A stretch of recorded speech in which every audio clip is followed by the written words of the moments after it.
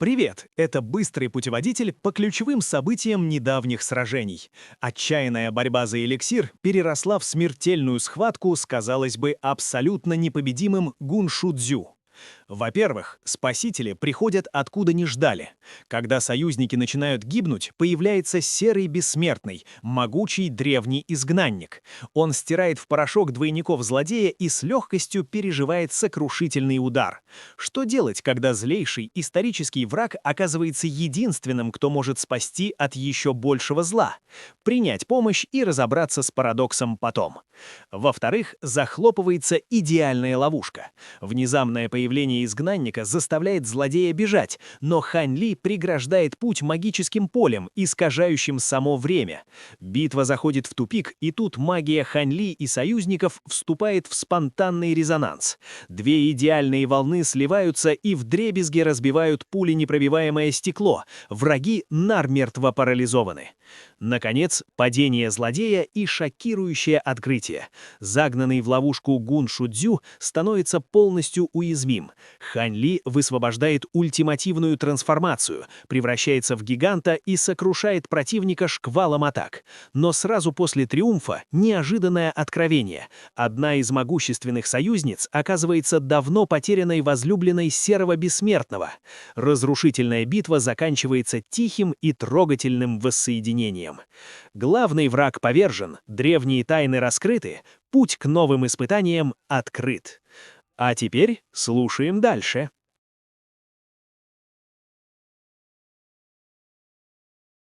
Глава 511. Неожиданность. Внезапно болезненный возглас вырвал Хань Ли из раздумий.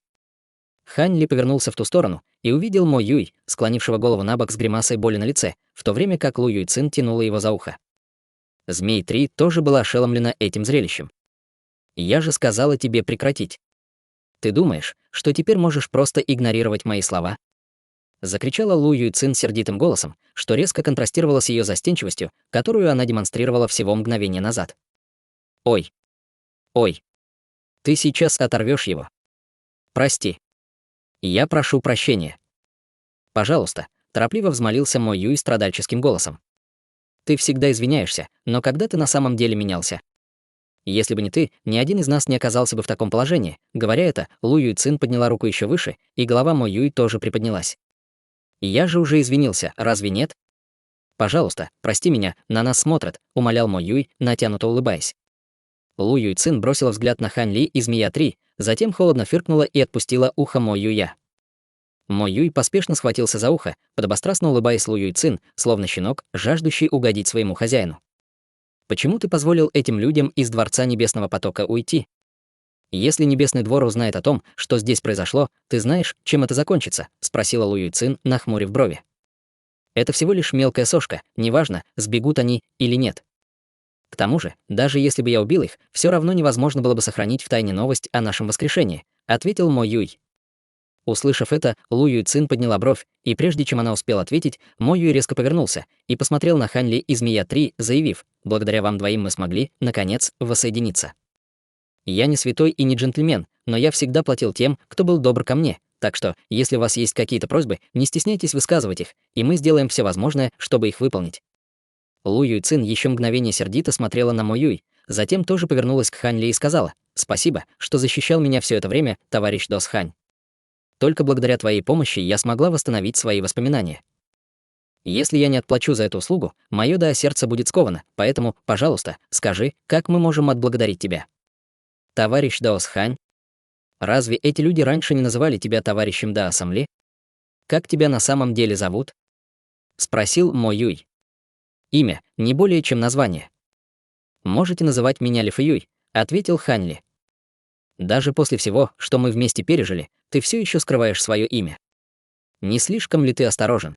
— проворчал Мо Юй недовольным голосом.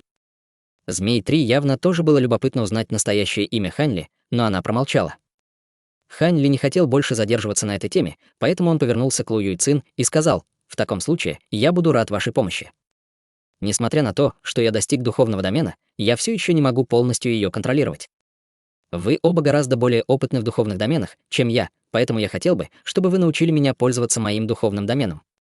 Услышав это, Мо Юй и Лу Юйцин обменялись взглядами, после чего первый сказал: из-за различий в силах закона, которыми владеет каждый человек, способ использования духовного домена также будет отличаться, и единственный способ по-настоящему владеть своим духовным доменом — это экспериментировать. Тем не менее, опыт и знания других людей могут оказаться полезными. Вот выводы, которые я сделал за все годы экспериментов со своим духовным доменом, ты можешь использовать их в качестве справочного материала. Говоря это, Мо Юй щелкнул пальцем по воздуху, и серая нефритовая пластина полетела к Хань Ли. Хань Ли поймал нефритовый свиток, затем кратко изучил его содержимое своим духовным чувством, после чего на его лице появилась слабая улыбка. «Благодарю». «А чего бы ты хотела, Змей-3?» — спросил Мо Юй, поворачиваясь к ней. В глазах Змея-3 появилось задумчивое выражение, и она не сразу ответила. Лишь после непродолжительного молчания она ответила: «Я пришла сюда спасти вас по приказу другого человека, поэтому нет необходимости меня вознаграждать. Однако, за время моего пребывания во Дворце Реинкарнации я всегда слышала, что вы очень знающий и опытный человек, поэтому я хотела бы задать вам вопрос».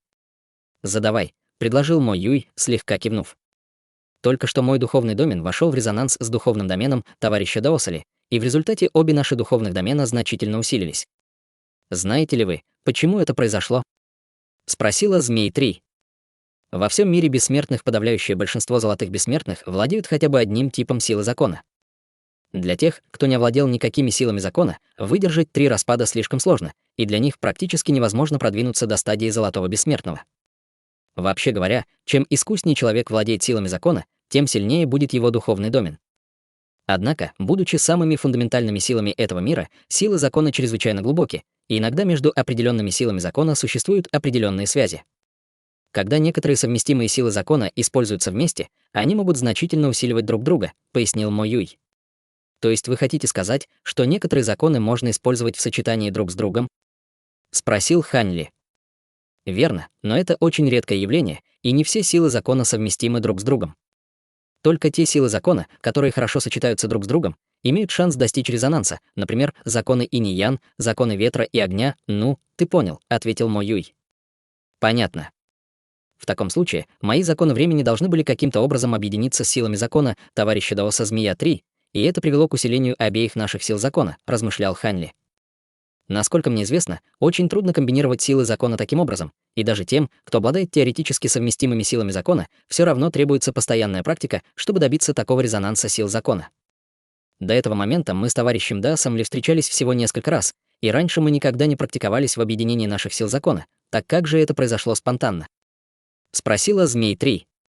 Как я уже говорил, все силы закона чрезвычайно глубоки, и я осмелюсь сказать, что даже предок Дао не до конца понимает те законы, которыми он владеет. Что касается спонтанного резонанса законов, то это не то, чего раньше не случалось, так что не стоит волноваться. Если я не ошибаюсь, ты совершенствуешь законы реинкарнации, верно? Должен признать, очень редко можно увидеть резонанс между 2 из 3 высших законов, размышлял Мо Юй. Змей-3, похоже, не очень убедила это объяснение, но она не стала развивать эту тему. Тем временем Хань Ли повернулся к Змею-3 с легким удивлением в глазах. До этого он не мог определить, какие силы закона использует Змей-3, но Мо Юй только что ответил на этот вопрос за него. Обе ваши просьбы выполнены. Мы оба только что вернулись в этот мир, и нам еще многое предстоит сделать, так что здесь наши пути расходятся. Скоро я отправлю вас обоих из бессмертного поместья Адского Мороза. А пока, пожалуйста, подождите здесь, сказала Лу Юйцин, затем взмахнула рукой. Прежде чем Хань Ли и Змей-3 успели ответить, их обоих окутал поток лазурного света, унесший их вместе с Мо Юй вдаль, где они мгновенно исчезли из виду. Хань Ли задумчиво смотрел на удаляющуюся пару. Хотя он и сомневался в некоторых вещах, о которых говорил ему фрагмент души, он никогда не мог себе представить, что тот окажется серым бессмертным. Что касается Лу Юйцин, то он, конечно же, никогда бы не догадался, что она — реинкарнация Даоса Беспредельного и истинного бессмертного повелителя Адского Мороза. Однако, больше всего его удивило то, что Мо Юй и бессмертный повелитель Адского Мороза, похоже, стали партнерами бесчисленное количество лет назад. Судьба порой бывает очень переменчивой и капризной. Пока эти мысли проносились у него в голове, он повернулся, чтобы взглянуть на Змея-3, и не смог разглядеть ее выражение лица сквозь маску, но, похоже, она была погружена в глубокие раздумья. Он отвел от нее взгляд, затем спустился к разрушенному дворцу внизу и выпустил свое духовное чувство. Вскоре на его лице появилось радостное выражение, он взмахнул рукавом, выпуская во все стороны несколько полос лазурного света, которые быстро принесли ему несколько предметов, несколько кусков разбитой золотой крыши и 2 разрушенные золотые марионетки. Крыша была сделана из какого-то золотого материала с выгравированными на поверхности духовными узорами, и эти фрагменты крыши излучали особый тип ауры, которая была довольно похожа на ауру его объединенных 5 экстремальных гор. Золотая крыша ранее показала себя очень эффективной в отражении пилюльной скорби, и, хотя она была разрушена, эти фрагменты все еще сохраняли свою духовную природу, поэтому они были очень полезны для него. Что касается 2 марионеток, то они тоже были ему весьма интересны. Тем временем Змей-3 оставалась на месте, не проявляя никакого желания обшаривать дворец в поисках трофеев. Хань Ли быстро убрал эти вещи, но как раз в тот момент, когда он собирался продолжить поиски, с неба, без предупреждения, обрушился толстый столб золотого света, который в мгновение ока накрыл их обоих. Хань Ли почувствовал, как воздух вокруг него сгустился, и из золотого света хлынуло грозное давление, мгновенно лишив его возможности двигаться. Бесчисленные руны непрерывно кружились в золотом свете, а затем сошлись к Хань Ли и Змею-3, образовав пару золотых формаций. Оба почувствовали, как все их поле зрения полностью заполнилось золотым сиянием, после чего они внезапно исчезли в столбе золотого света. В другом месте бессмертного поместья Адского Мороза, в саду, заросшем сорняками, стояла относительно хорошо сохранившаяся 3-этажная пагода. На верхнем этаже пагоды стояли 2 человека, оба смотрели вдаль. Это были никто иные, как Мо Юй и Лу Юй Цин, причем первый обнимал вторую и нежно гладил ее по плечу. «Ты стала намного миниатюрнее, чем раньше. Раньше я не мог обнимать тебя вот так», — усмехнулся Мо Юй. «А, похоже, тебе это тело нравится больше, чем мое предыдущее», — заметила Лу Юй Цин, подняв бровь. Увидев это, Мо Юй мгновенно напрягся, на лбу у него выступил холодный пот, и он поспешно ответил: «Твоя внешность не важна, для меня важно то, что внутри».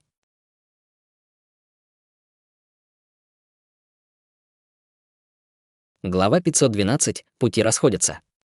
«Мне надоело тебя колотить». «Пустая трата сил», — фыркнула Лу Юнь. «Ты абсолютно права.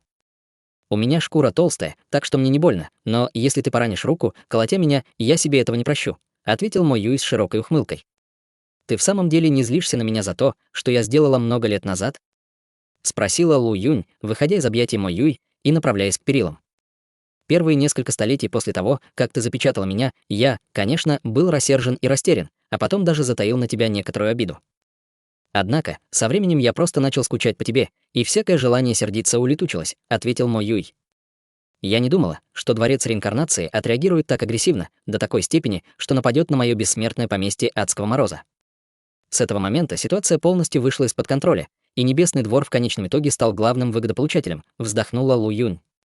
«Ничего, все это в прошлом. Теперь, когда мы вернулись в Северный ледниковый регион бессмертных, пришло время свести счеты с Небесным двором», — заявил Мо Юй, снова протянув руку, чтобы коснуться плеча Лу Юнь. Раздался громкий хлопок, тыльная сторона ладони приняла на себя сокрушительный удар. «Не смей прикасаться ко мне, когда на нас смотрят», — отчитала Лу Юнь, повернувшись к Мо Юй спиной, но на ее губах играла легкая улыбка.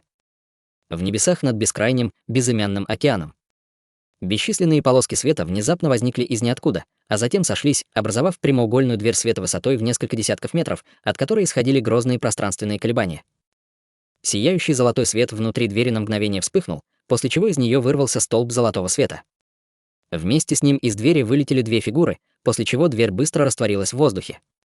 2 фигурами были никто иные, как Змей-3 и Хань Ли, оба уже вновь приняли свой маскирующий облик. Вскоре после того, как они распрощались с Мо Юем и Лу Юнь, их телепортировали из бессмертного поместья Адского Мороза. Придя в себя, Хань Ли огляделся со слегка растерянным выражением лица и спросил: «Знаете ли вы, где мы сейчас находимся, товарищ Даос Змей-3?» Змей-3 перевернула ладонь, извлекая нефритовый свиток с картой, и, изучив ее на мгновение, чтобы определить свое местоположение, ответила: «Мы все еще находимся в море Черного ветра, но очень далеко от острова Красной Луны». «Могу ли я взглянуть на эту карту?» — спросил Хань Ли. «Она все равно не представляет особой ценности, так что можете взять ее себе. В любом случае, я, скорее всего, никогда больше не вернусь в море Черного ветра», — ответила Змей-3, небрежно бросив нефритовый свиток Хань Ли. Хань Ли поймал нефритовый свиток, а затем в знак благодарности сжал кулак, обращаясь к ней. «У вас есть какие-либо планы, товарищ Даос Хань?» — поинтересовалась Змей-3. «У меня еще есть кое-какие личные дела в море Черного ветра. После этого я, пожалуй, тоже покину его», — ответил Хань Ли. Просто покинуть море Черного ветра, скорее всего, будет недостаточно. Мой вам совет. Вам следует покинуть весь северный ледниковый регион бессмертных, сказала Змей-3. Таково было мое намерение в дальнейшем. Как только новости о кончине Сяо Цзиньханя и Ганшу Цю достигнут Небесного двора, весь северный ледниковый регион бессмертных, скорее всего, претерпит колоссальные перемены. Те из нас, кто вошел в бессмертное поместье Адского Мороза, несомненно, станут целью Небесного двора, не говоря уже о том, что я уже являюсь разыскиваемым беглецом Дворца Бессмертных, размышлял Хань Ли. Несмотря на то, что ему удалось убить бессмертного посланника Гуншу Цзю, в той битве присутствовал огромный элемент удачи. Если бы он высвободил все свои самые мощные способности одновременно, то действительно обладал бы силой, необходимой для убийства нефритового бессмертного стадии высшего зенита, но проблема заключалась в том, что его ограниченные запасы бессмертной духовной силы означали, что он не смог бы поддерживать эту пиковую форму слишком долго. Если бы не тот факт, что Ганшу Цю уже был значительно ослаблен Мо Юем, а также резонанс, возникший между его духовным доменом и духовным доменом Змея-3, он ни за что не смог бы одержать победу. С этого момента на него, определенно, будут охотиться бессмертные посланники Небесного двора с сопоставимым уровнем совершенствования, и эта мысль вселяла в него жгучее желание обрести еще больше силы. Учитывая беспорядки, которые неизбежно охватят северный ледниковый регион бессмертных, это явно было не то место, где он мог бы продолжать совершенствоваться в мире и спокойствии. С твоими непостижимыми способностями твое будущее должно быть светлым, с безграничным потенциалом, но в действительности оно чревато опасностями, и даже малейший неверный шаг может привести к твоей гибели, неожиданно произнесла Змей-3. Выражение лица Хань Ли осталось неизменным, он ответил: если у тебя есть что сказать, то говори прямо. Нет нужды пытаться меня запугать. Я не пытаюсь тебя запугать, товарищ Даос Хань, я просто констатирую факты. Тот факт, что ты совершенствуешь и технику духовного очищения, и законы времени, означает, что твои дни, скорее всего, сочтены, заявила Змей-3. Что ты имеешь в виду? Спросил Хань Ли, слегка нахмурив брови. Есть определенные обстоятельства, которые я пока не могу тебе объяснить, но я могу сказать, что лучший способ пережить эту бурю — стать истинным членом нашего Дворца Реинкарнации. Я могу подать на тебя рекомендацию, если хочешь. Как только ты окажешься под защитой Дворца Реинкарнации, Небесному двору будет не так просто сделать тебя своей целью, пояснила Змей-3. Разве я не стал им раньше? Спросил Хань Ли. Ученики реинкарнации, как предполагается, являются членами нашего Дворца Реинкарнации, но, в силу обстоятельств, твое назначение учеником реинкарнации было довольно поспешным, поэтому никто из высокопоставленных членов нашего Дворца Реинкарнации не знает о твоем существовании, ответила Змей-3. Я не против этой идеи, но действительно ли Дворец Реинкарнации обладает достаточной силой, чтобы противостоять Небесному двору? Спросил Хань Ли. По сравнению с Небесным двором, у нас нет никаких крупных вспомогательных сил на поверхности, таких как Дворцы Бессмертных. Однако подпольные организации, подобные вездесущему павильону и гильдии странников, гораздо более скрытны, и таких организаций, разбросанных по всему царству бессмертных, бесчисленное множество. «Я уверена, что ты хорошо знаешь об их совокупной мощи», — сказала Змей-3. Услышав это, Хань Ли погрузился в глубокие раздумья. Гильдия странников сама по себе была чрезвычайно могущественной организацией, поэтому, если она действительно была лишь одной из бесчисленных вспомогательных сил Дворца Реинкарнации, то сам Дворец Реинкарнации был поистине колоссом невообразимых размеров. Тем не менее, Хань Ли все же не принял немедленного решения. «Мне нужно время, чтобы обдумать это». Змей-3 ожидала такого ответа. «Хорошо. Я уверена, что однажды ты решишь присоединиться к нам. В любом случае, это правда, что я больше не могу оставаться в северном ледниковом регионе бессмертных. Можешь ли ты посоветовать мне какие-нибудь хорошие способы покинуть этот регион бессмертных?» Спросил Хань Ли. Существуют разные способы перемещения между регионами бессмертных, но наиболее распространенным методом является использование межрегиональных врат. В те времена, когда северный ледниковый регион бессмертных находился под властью бессмертного повелителя Адского Мороза, существовало в общей сложности 8 межрегиональных врат, но с тех пор большинство из них было разрушено, и в данный момент остался только один. Он находится под контролем Северного ледникового дворца бессмертных и расположен во дворце экстремальной звезды. Только один. Значит ли это, что у меня не будет выбора, кроме как пройти через Северный ледниковый дворец бессмертных, если я захочу попасть в другие регионы бессмертных? Спросил Хань Ли, слегка нахмурив брови. Это единственный официальный путь, и, конечно, он недоступен для нашего Дворца Реинкарнации, поэтому мы создали еще один путь, по которому можно добраться до ближайшего региона бессмертных Черных гор, но он требует гораздо больше времени и сил, чем путешествие через межрегиональные врата, ответила Змей-3. Каким образом? Спросил Хань Ли. Не знаю, известно ли тебе это, но помимо очень небольшого числа регионов бессмертных, непосредственно граничащих друг с другом, большинство из них разделены обширными первобытными землями. Эти первобытные земли различаются по размерам, но все они чрезвычайно опасны. За несколько миллионов лет исследований наш дворец реинкарнации смог проложить относительно безопасный путь к региону бессмертных Черных гор, пояснила Змей-3. Почему дворец реинкарнации просто не построил свои собственные межрегиональные врата? Разве это не было бы гораздо безопаснее и удобнее? Спросил Ханли. Межрегиональные врата — это не просто обычная формация телепортации на дальние расстояния, товарищ Даос Хань. Весь процесс телепортации требует участия культиваторов, находящихся на стадии Золотого Бессмертного или выше, и умело использующих пространственные силы. Кроме того, для создания врат требуется астрономическое количество ресурсов, поэтому это не то, что каждый может себе позволить, пояснила Змей-3. Возможно, для других сил это было бы серьезным препятствием, но у Дворца Реинкарнации, несомненно, более чем достаточно богатства, чтобы справиться с подобным подвигом, размышлял Ханли. Ты прав. С учетом богатства, которым обладает наш Дворец Реинкарнации, мы могли бы без проблем построить в этом регионе бессмертных даже 3 или 4 межрегиональных врат. Однако, функционирование межрегиональных врат подразумевает использование сил пространственных законов, и эти колебания силы закона невозможно скрыть. Если мы не построим межрегиональные врата, но никогда не будем их использовать, то в конечном итоге они все будут захвачены Небесным двором, пояснила Змей-3. Понятно. В таком случае, могу ли я воспользоваться установленным маршрутом, о котором ты только что упомянула? Спросил Ханли. Как ученик реинкарнации, ты имеешь право пользоваться этим маршрутом, ответила Змей-3 кивком, затем перевернула ладонь, извлекая белый нефритовый знак, который бросила Ханли. Всю информацию, касающуюся маршрута, ты найдешь в этом нефритовом значке, сказала Змей-3. Почему ты не использовала этот нефритовый значок как рычаг давления, чтобы заставить меня стать членом Дворца Реинкарнации? Спросил Ханли, поймав нефритовый знак. Мне нет нужды это делать. Я уверена, что ты сам добровольно примешь решение в ближайшем будущем. Ах да, вот 5-й уровень техники духовного очищения, который я тебе обещала, сказала Змей-3, затем снова перевернула ладонь, извлекая еще один нефритовый свиток, который бросила Ханли. Ханли поймал черный нефритовый свиток, затем бегло осмотрел его содержимое, прежде чем убрать в свой браслет для хранения. «Я вижу, что ты держишь свое слово, товарищ Даос Змей-3». «Благодарю тебя», — сказал Ханли, сжимая кулак в благодарственном жесте. «У меня еще есть кое-какие дела в Северном Ледниковом регионе бессмертных, так что нам придется здесь расстаться», — сказала Змей-3, затем тут же развернулась, чтобы уйти. Однако, потом она неожиданно снова обернулась и продолжила. «Твоя осторожность напоминает мне одного знакомого. Если ты когда-нибудь встретишь его, я уверена, что вы отлично поладите». После этого она улетела прочь полоской света, быстро исчезнув вдали.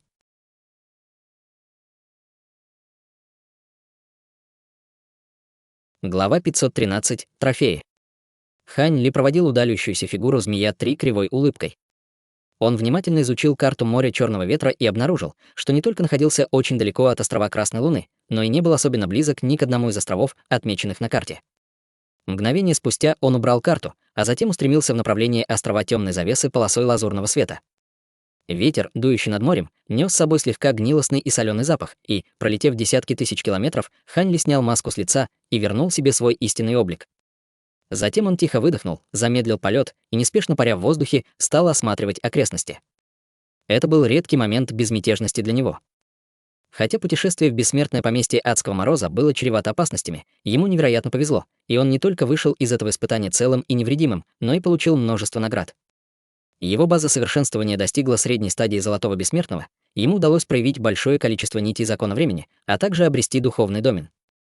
Кроме того, весь его набор зеленых бамбуковых мечей облачного роя претерпел невероятную эволюцию, и даже Цзинь-Тун и его сущность огненного ворона стали значительно сильнее, чем прежде.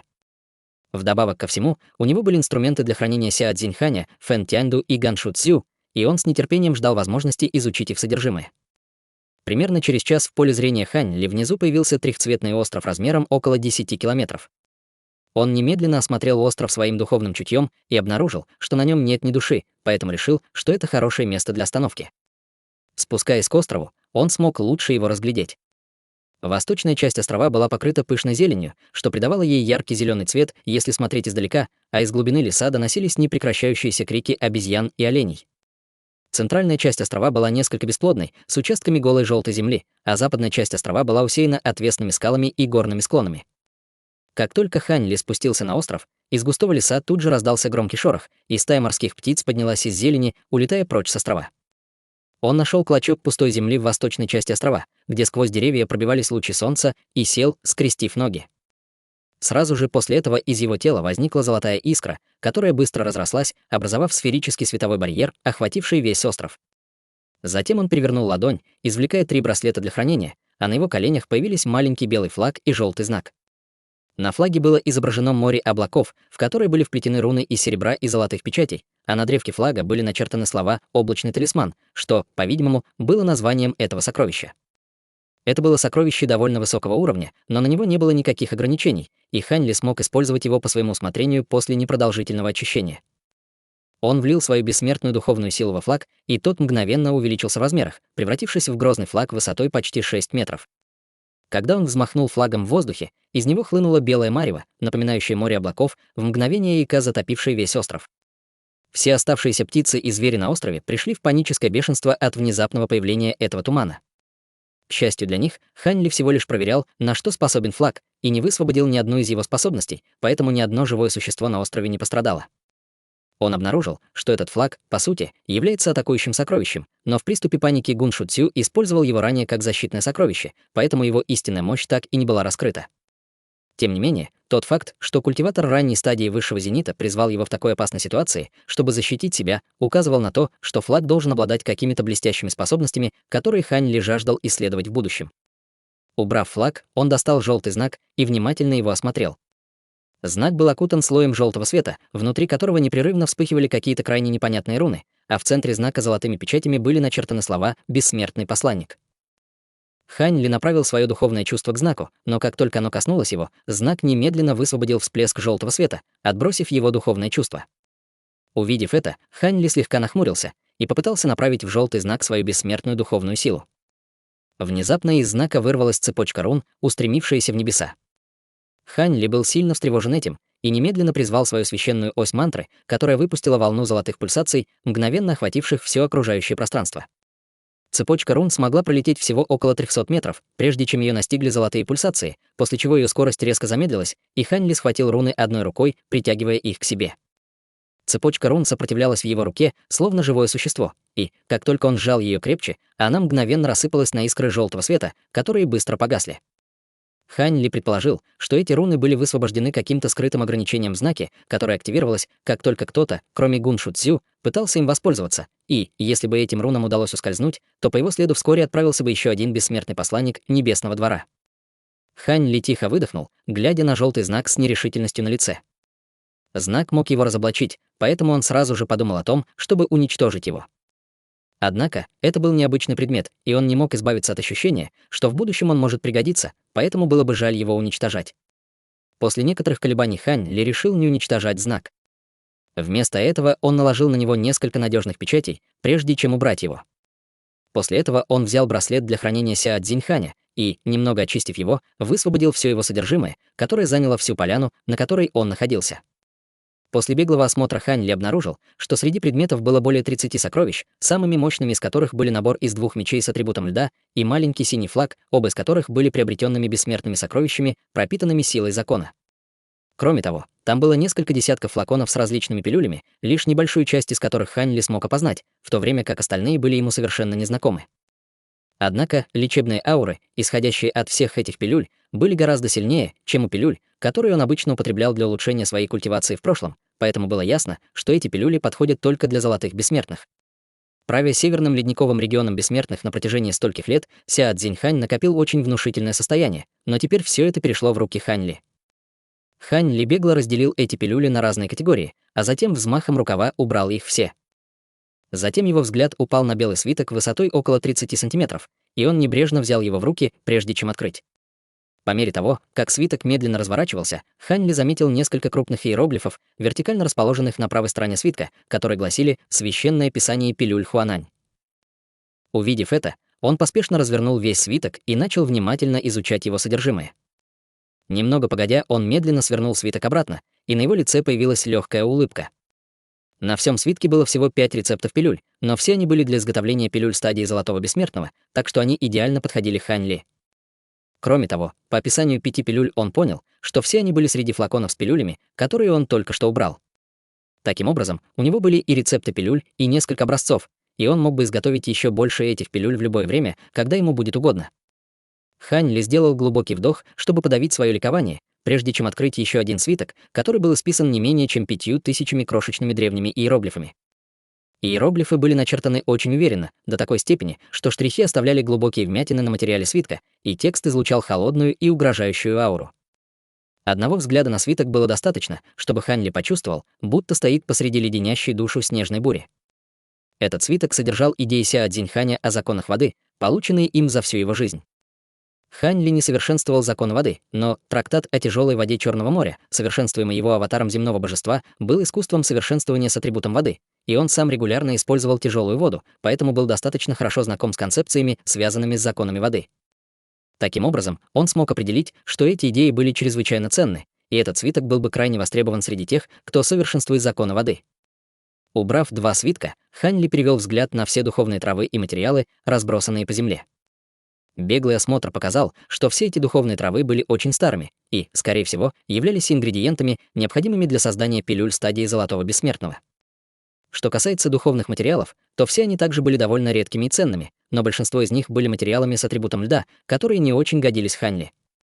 Помимо этого, из всего имущества Сяо Цзиньханя осталась лишь небольшая гора камней бессмертного происхождения, которые ярко мерцали под лучами солнца. Он с радостью убрал все эти предметы, а затем немедленно перешел к браслету для хранения, который когда-то принадлежал Фэн Тяньду. По земле пронеслась вспышка лазурного света, и вся поляна снова оказалась заполнена предметами самого разного толка, среди которых были 3 приобретенных бессмертных сокровища: черная костяная сабля длиной около 60 сантиметров, абсолютно черная прямоугольная чернильница и лист бумаги, напоминающий нефрит. Сняв все ограничения, наложенные на них, Хань Ли очистил все 3 сокровища до элементарного уровня. На каждой стороне черной костяной сабли была выгравирована выемка в форме полумесяца, из которой непрерывно исходили слабые струйки зловещей ци.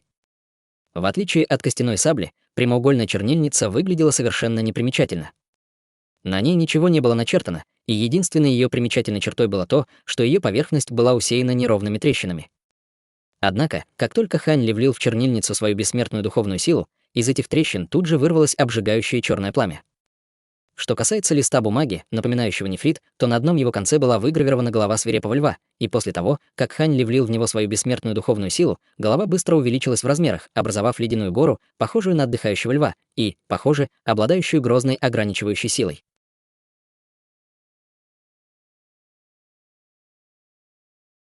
Глава 514. Драгоценный ларец. Внимательно осмотрев 3 приобретенных бессмертных сокровища, Хань Ли убрал их, затем взмахнул рукой в сторону ларца размером около 30 сантиметров, лежащего на земле, и тот медленно подплыл к нему. На каждой стороне ларца был запечатывающий механизм, на который был наклеен серебряный талисман. Хань Ли бегло осмотрел талисманы и обнаружил, что это были талисман ловушки лазурного дракона, талисман сияющего металла белого тигра, талисман поднятия огня красной птицы и талисман водного заграждения Сюанью. Более того, все 4 талисмана были самого высокого качества. Что бы ни находилось в этом ларце, Фэн Тяньду, должно быть, очень дорожил этим, раз был готов запечатать его формацией 4 символов, подумал про себя Хань Ли. С этой мыслью он сложил ручную печать и начал разгадывать формацию. С формацией 4 символов было довольно трудно иметь дело, поскольку силы 4 символов поддерживали друг друга, поэтому талисманы нельзя было снимать один за другим. Вместо этого их нужно было снимать все сразу. В противном случае была очень велика вероятность того, что все, что находится внутри ларца, будет уничтожено на месте. Следовательно, лучшим способом разгадать такую формацию было наличие 4 человек с одинаковой базой совершенствования, работающих вместе, чтобы снять все 4 талисмана одновременно. Однако Хань Ли выбрал гораздо более простой и прямой подход: окружить ларец золотыми пульсациями, испускаемыми его священной осью мантры, а затем быстро снять все 4 талисмана, прежде чем они успеют среагировать. После того, как 4 талисмана были успешно сняты, механизмы на ларце мгновенно открылись, и Хань Ли, подняв крышку, отложил ее в сторону. Даже после того, как крышка была снята, из ларца не исходило ни малейшего намека на колебания духовной силы. Хань Ли заглянул в ларец и обнаружил внутри восково-желтое писание и черный нефритовый знак размером с ладонь, вокруг которых были разложены в определенном порядке черные гвозди. Первым делом Хань Ли вытащил древнее писание и обнаружил, что оно было довольно гладким на ощупь, что указывало на то, что оно было изготовлено из шкуры какого-то зверя. На обложке древнего писания были начертаны слова «Священное писание иллюзорной зари». Это название показалось Хань Ли знакомым, и, немного поразмыслив, он понял, где слышал его раньше. Когда он искал искусство совершенствования с атрибутом времени в гильдии странников, кто-то упомянул ему, что в секте Падающей Зари существует искусство совершенствования с атрибутом времени, и это было именно священное писание иллюзорной зари. Что касается искусства совершенствования с атрибутом времени, то Хань Ли сталкивался только с писанием Моси мантры, поэтому не мог сослаться на другие искусства совершенствования с тем же атрибутом, чтобы углубить свое понимание законов времени. Следовательно, это священное писание иллюзорной зари могло бы стать для него ценным опытом. Внезапно Хань Ли осенила мысль, и он поспешно призвал свою священную ось мантры, а затем направил взгляд своего ика истины на древнее писание. Из ика истины вырвался луч золотого света, осветивший желтое писание, и на поверхности писания на мгновение вспыхнул золотой свет, а затем тут же погас. При виде этого в глазах Хань Ли появилось разочарование, и он убрал и писание, и свою священную ось мантры. Похоже, это писание отличается от той каменной таблички из Даа Пылающего Дракона. Оба содержат записи об искусстве совершенствования с атрибутом времени, но это писание, похоже, не обладает силой закона времени. Благодаря своему грозному духовному чутью Хань Ли не потребовалось много времени, чтобы полностью прочитать священное писание иллюзорной зари, и он был очень рад обнаружить, что, хотя это тоже было искусство совершенствования с атрибутом времени, оно совершенно отличалось от его писания оси мантры. В частности, в нем упоминалось, что как только человек достигает домена песка иллюзорной зари, он сможет влиять на силу времени в определенном домене. Однако, казалось, что ни Фэн Тяньду, ни Ци Тяньсея не смогли добиться большого прогресса в этом искусстве совершенствования. По крайней мере, ни один из них не мог использовать это искусство совершенствования в бою. Хань Ли страстно желал немедленно приступить к тщательному изучению этого искусства совершенствования, но для этого потребовались бы века, а то и тысячелетия уединения, роскошь, которую он абсолютно не мог себе позволить в сложившихся обстоятельствах. С этой мыслью он мог лишь подавить это желание и убрать священное писание иллюзорной зари, чтобы изучить его в другое время. После этого Хань Ли взял из ларца черный знак. Знак был идеально гладким и, казалось, имел прозрачную поверхность, но его центр был черным, как чернила, напоминая каплю чернил, застывшую в ледяном кристалле. Как и капля чернил, черный центр знака все еще мог слегка перемещаться. Похоже, это был знак, символизирующий статус Фэн Тяньду как великого старейшины секты Падающей Зари, и после неприятного опыта со знаком Ганшу Цю Хань Ли решил установить слой ограничений, и только после этого попытался влить в знак свою бессмертную духовную силу. Однако, что бы он ни делал, черный знак оставался совершенно неподвижным, как будто это был просто обычный знак. В конце концов, Хань Ли не смог выяснить, для чего этот знак мог бы пригодиться, и ему пришлось отказаться от этой затеи. Таким образом, в ларце остались только черные гвозди, которых было немало, 81 штука, если быть точным. Хань Ли наугад выбрал один из гвоздей и внимательно осмотрел его, обнаружив, что он был испещрен всевозможными узорами, в том числе изображением какого-то древнего зверя и множеством своеобразных рун, что явно указывало на то, что это необычный гвоздь. Кроме того, вокруг гвоздя клубились струйки черного тумана, напоминавшего вязкие чернила, что еще больше придавало ему таинственности. Взяв черный гвоздь, Хань Ли заметил, что на дне ларца, похоже, была встроена черная металлическая пластина, усеянная надписями разной глубины. Лишь выловив металлическую пластину из ларца, он обнаружил, что это была пластина формации, усеянная духовными узорами, а в левом нижнем углу была строка текста «Небесная формация падающей зари». Хань Ли держал в одной руке пластину формации, а в другой — черный нефритовый знак и, взглянув на 81 черный гвоздь, пробормотал про себя. Похоже, это какая-то защитная формация. С этой мыслью он провел пальцем по пластине формации и обнаружил на ее обратной стороне выемку, которая по форме и размеру была идентична черному знаку в его руке. Он тут же вставил знак в выемку, и тот идеально подошел, издав тихий щелчок. Пластина мгновенно вспыхнула черным светом, а чернильное вещество внутри знака вылетело наружу, распространяясь по его поверхности. На определенных участках знака вслед за растекающимися чернилами появились темно-золотые искорки, и в глазах Хань Ли вспыхнуло ликование, когда он поспешно очистил и пластину формации, и знак вместе. После этого он положил их на землю, затем взял один из черных гвоздей и аккуратно коснулся его кончиком одной из темно-золотых искорок. Как только гвоздь приблизился к пластине формации, та резко высвободила мощную силу притяжения, из-за которой гвоздь выскользнул из руки Хань Ли и вонзился в золотую искорку. Сразу же после этого в лесу неподалеку раздался оглушительный грохот, и Хань Ли повернулся в том направлении, откуда увидел, как из земли вырвался черный столб света высотой в несколько тысяч метров. Казалось, что вокруг столба света обвился могучий зверь, который постоянно испускал струйки черной ци. Увидев это, глаза Хань Ли тут же загорелись, и он продолжил вставлять черные гвозди в пластину формации. Один за другим гвозди устанавливались на пластину формации, и все больше черных столбов света поднималось над островом. После того, как появился последний столб черного света, черный туман, клубившийся вокруг всех столбов света, мгновенно распространился наружу, слившись воедино, быстро образовав черный световой барьер, охвативший весь остров. Сразу же после этого все столбы черного света, появившиеся на острове, постепенно становились все более прозрачными, пока совсем не исчезли из виду. Вскоре световой барьер, охватывавший весь остров, также растворился, как будто ничего и не было. Однако на пластине формации перед Ханьли уже появилась миниатюрная версия острова, что указывало на то, что он находится под защитой формации. Наблюдая за пластиной формации еще мгновение, он поднялся на ноги, а затем вылетел с острова. Проходя сквозь световой барьер, он отчетливо ощутил, как по его телу пробежала вспышка колебаний духовной силы, но, поскольку он сам активировал формацию, световой барьер, естественно, не представлял для него препятствия. Если смотреть на остров снаружи, то он ничем не отличался, и невозможно было сказать, что он окутан формацией. Нельзя было обнаружить никаких колебаний духовной силы, но как только Ханьли активировал свои глаза духовного прозрения, вся формация мгновенно стала для него ясна, как день. Он долетел до точки, находящейся примерно в 3 километрах от острова, затем сжал руку в кулак, направил свою бессмертную духовную силу и нанес удар по острову. Раздался оглушительный грохот, все пространство содрогнулось, и гигантская проекция кулака размером более 300 метров появилась, прежде чем устремиться прямо к острову.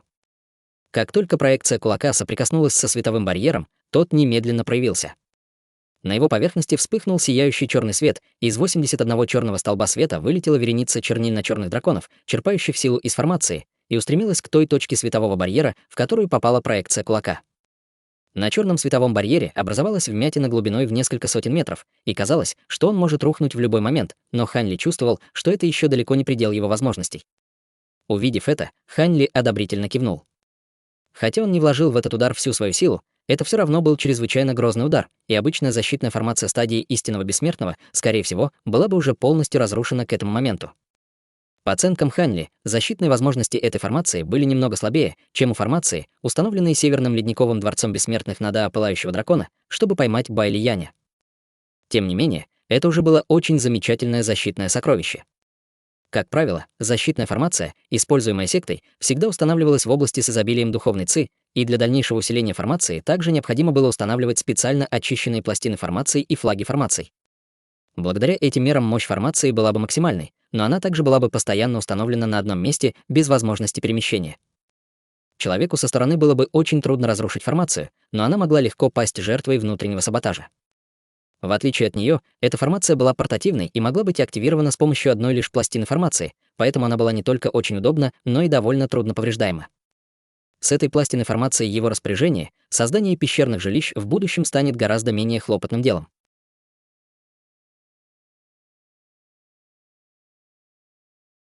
Глава 515. Несметные богатства.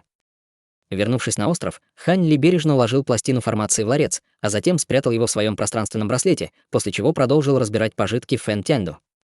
В отличие от Сяо Цзиньханя, у Фэн Тянду было гораздо меньше пилюль и рецептов, да и те, что имелись, были более низкого качества. Зато духовных материалов у него оказалось куда больше, чем у Сяо Цзиньханя.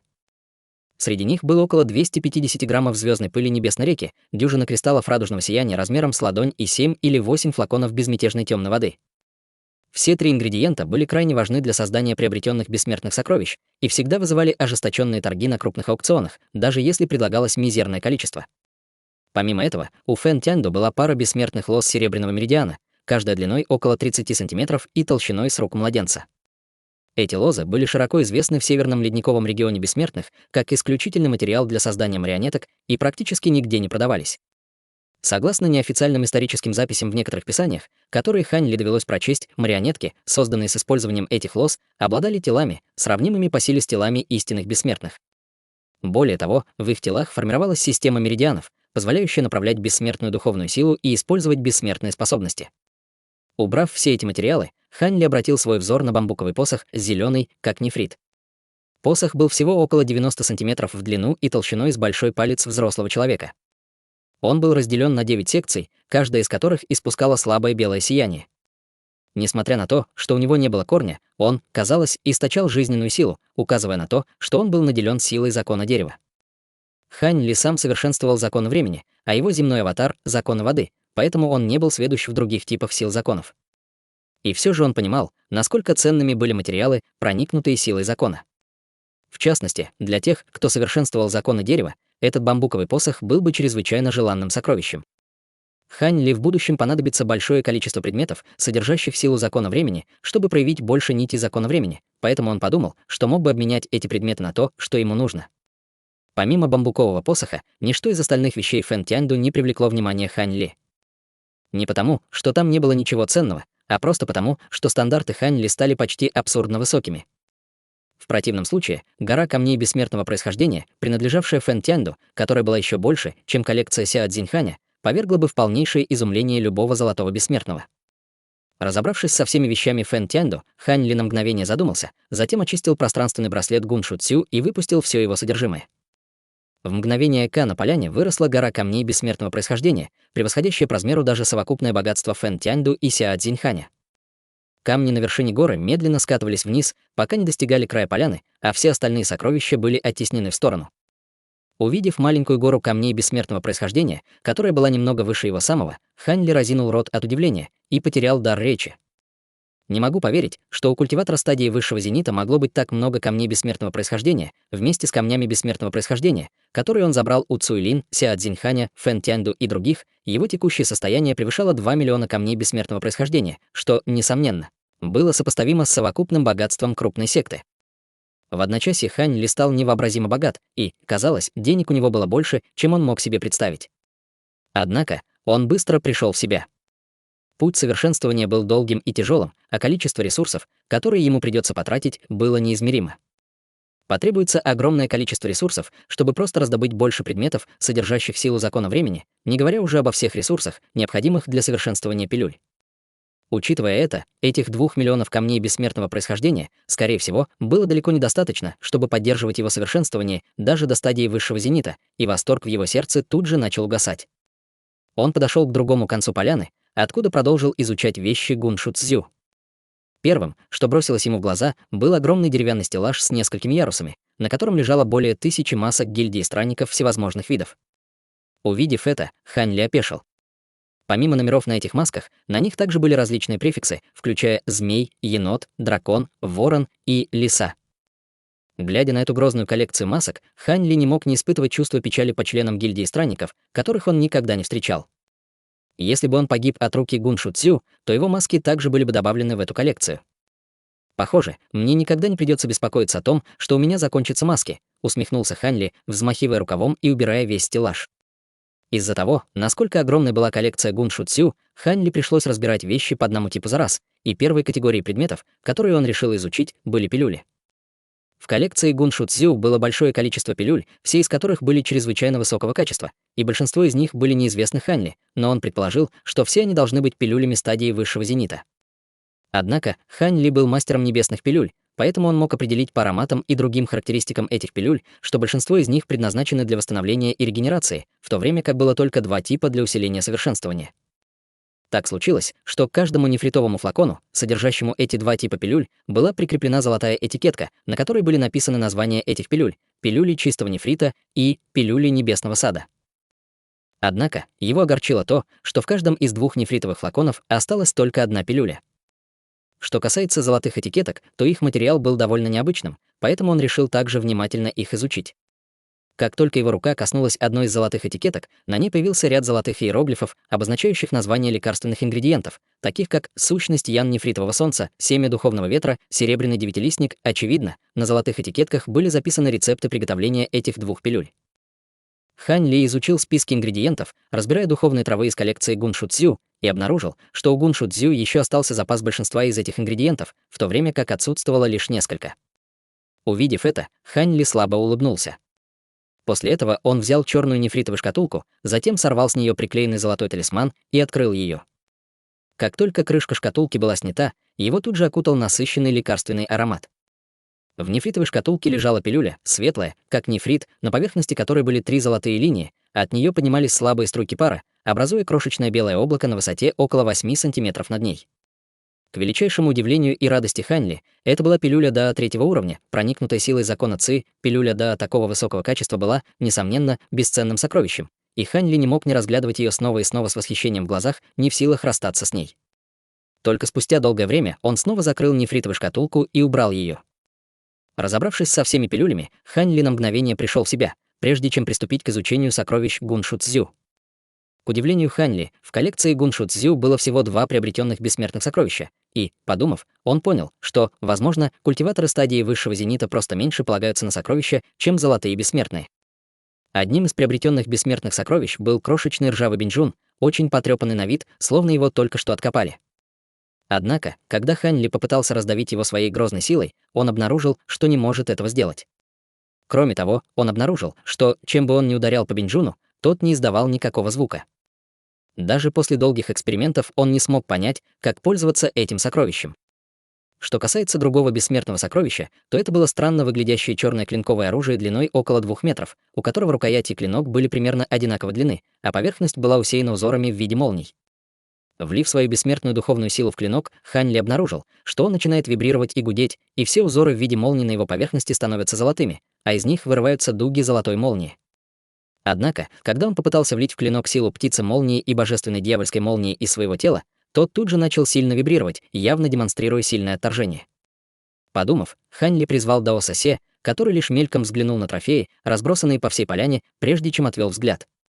Мне удалось получить некоторую добычу во время предыдущей битвы, и этот клинок — один из трофеев. Ты искусен в использовании силы молнии, так почему бы тебе не взглянуть и не узнать, сможешь ли ты его использовать? Предложил Хань Ли.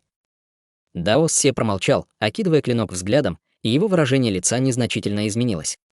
Хань Ли сразу заметил эту малейшую перемену в выражении лица Даоса Се и спросил: «Что-то не так? Если я не ошибаюсь, этот клинок называется «Громовой удар», и это очень известное оружие из региона бессмертных Черной Земли», — ответил Даос Се. Регион бессмертных Черной Земли? Похоже, ты восстановил гораздо больше своих воспоминаний, брат Се, заметил Хань Ли. С тех пор, как мы прибыли в Северный ледниковый регион бессмертных, ко мне возвращаются обрывки воспоминаний, и в последнее время это происходит все чаще. Некоторые воспоминания, которые раньше были мне непонятны, также обрели контекст, так что я действительно многое вспомнил, объяснил Даос Се. Хорошо, тебе не нужно ничего мне объяснять. Раз уж ты смог узнать клинок, я уверен, ты сможешь хорошо его использовать, так что можешь забрать его себе, с улыбкой сказал Хань Ли.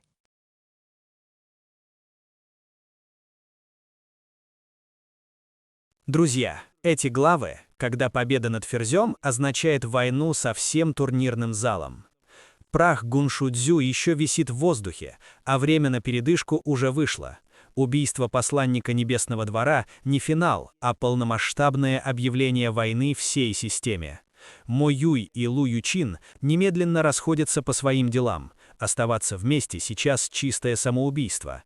Особенно после того, как все стали свидетелями беспрецедентного резонанса законов времени и реинкарнации.